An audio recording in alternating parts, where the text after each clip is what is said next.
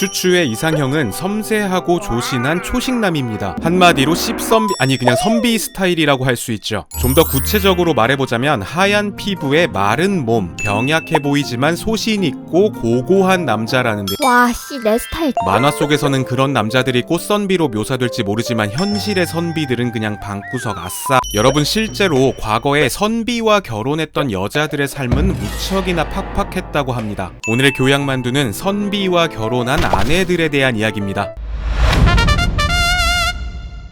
조선의 4대부 집안에서는 대개 서로 비슷한 나이의 남녀가 15살을 전후로 결혼을 했죠. 당연히 결혼 상대는 부모님이 정했는데 남자 쪽 부모들이 유독 며느리 고르기에 진심이었습니다. 시부모 부양은 물론 제사, 손님 대접, 육아, 남편 뒷바라지의 재테크까지 양반가의 며느리는 할 일이 진짜 겁나 많았기 때문이죠. 그 중에서도 손님 대접은 진짜 중요했습니다. 줄을 잘 서야 하는 인적 네트워크가 매우 중요한 4대부 에게 손님을 잘 대접하는 것은 아내의 중요한 역할이자 미덕이었죠. 양반이지만 가난하다? 그러면 그 집의 아내는 손님의 음식 대접을 위해서 자신의 머리카락을 팔기도 했답니다. 양반들에게 인맥 관리란 생각보다 훨씬 더 큰 의미를 갖는데요. 어떤 집안과 혼인을 하고 어떤 당파에 속해 있는지, 또 인맥을 통해 누구와 인연이 생기는지에 따라 그야말로 가문의 운명이 달라지기 때문이죠. 자, 그런데 문제는 당시 손님이 남의 집에 한 번 찾아가면 짧아야 며칠, 길게는 몇 달씩이나 머물렀다는 것입니다. 이런 손놈들을 모시려면 아내들은 대머리. 자, 그리고 여성들이 빡센 살림살이를 조금이라도 편하게 하기 위해서는 시댁에 있는 몸종들을 잘 컨트롤해야 했는데요. 하지만 하인들에게 다른 가문에서 시집을 온 여성이란 그냥 성가시고 낯선 상전이 한 명 추가된 것에 지나지 않았죠. 심지어 하인들은 며느리에게 텃세도 꽤 부렸던 것 같습니다. 조선 중기 송강 정철의 어머니인 죽산 안씨는 하인에게 아들이 잘 방에 불을 떼라고 시켰답니다. 그런데 이 하인이 건성으로 그냥 알겠다고 답하더니 어디서 농땡이를 부리다가 와서는 안씨에게 불을 뗐다고 거짓말을 했다죠. 놀라운 것은 당시 안씨의 나이가 77세, 시집을 온 지 수십 년이 지나도 하인들과의 관계를 확실하게 해두지 못하면 집안일을 말끔히 처리하기가 어려웠던 것입니다.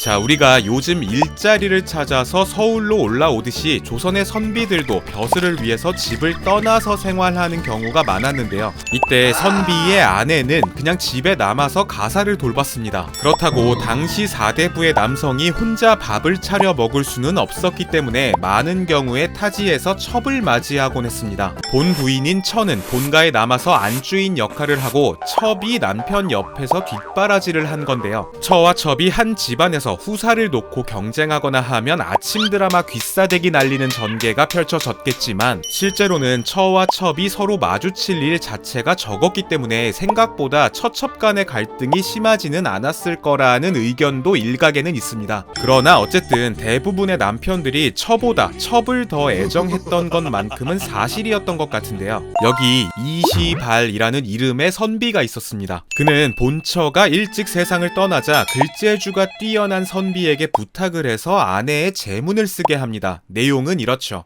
제 처에게 무슨 특기할 만한 아름다움이 있기야 했겠습니까마는 아내의 도리를 제대로 행하면서 집안일을 질서 있게 다뤘습니다. 뭐 좀 애매하긴 하지만 칭찬이 섞인 평이한 글이라고 볼 수 있죠. 자, 그런데 뒤이어서 첩이 죽자 이전과는 달리 직접 제문을 썼는데요. 그 내용은 총명하고 영특한 재주와 단정함이 보통의 규수에 비할 바가 아니었네. 물론 조선시대 양반가의 부부는 예를 중시하면서 노골적인 친밀감은 경계했습니다. 조선의 문시인인 이덕무가 쓴 사소절이라는 수양서에는 부부간의 잠자리에서 베갯머리 송사가 오갈 수 있으니 이를 조심해야 한다라는 얘기도 있죠. 이런 분위기 때문에 이시발처럼 처에게는 어느 정도 거리두기를 하고 애정은 첩에게 쏟는 것이 양반가에서는 그닥 특별한 일은 아니었습니다.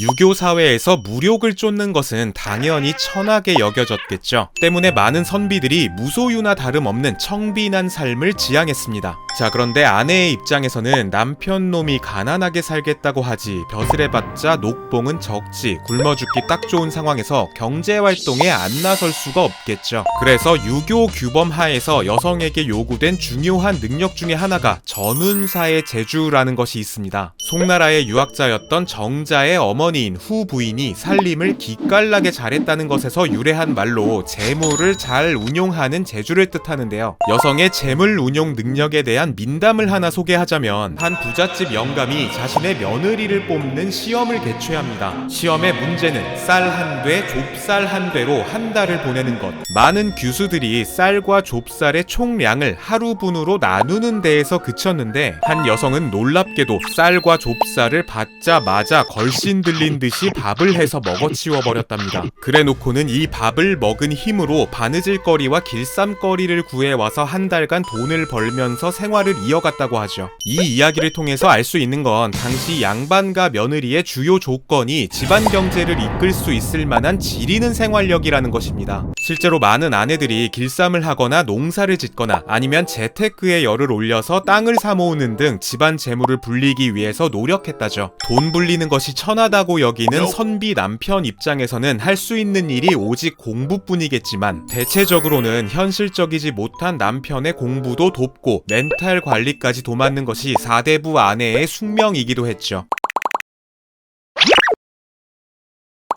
사대부들은 아내가 죽은 다음에 행장이라는 것을 기록하기도 했는데요. 행장이란 죽은 사람이 평생 살아왔던 행적을 기록한 글을 말합니다. 한 논문에 따르면 양반가의 행장 약 70% 정도에서 아내가 가정 경제를 도맡았고 집안이 무사한 덕이 모두 아내에게 있다라는 식의 표현이 보인다고 합니다. 그런데 아무리 봐도 죽은 다음에 칭찬해주면 그게 무슨 소용이 있나요? 집안일에 돈도 벌고 수험생 남편 뒷바라지 해봤자 사랑은 전부 첫판테 갖다 받.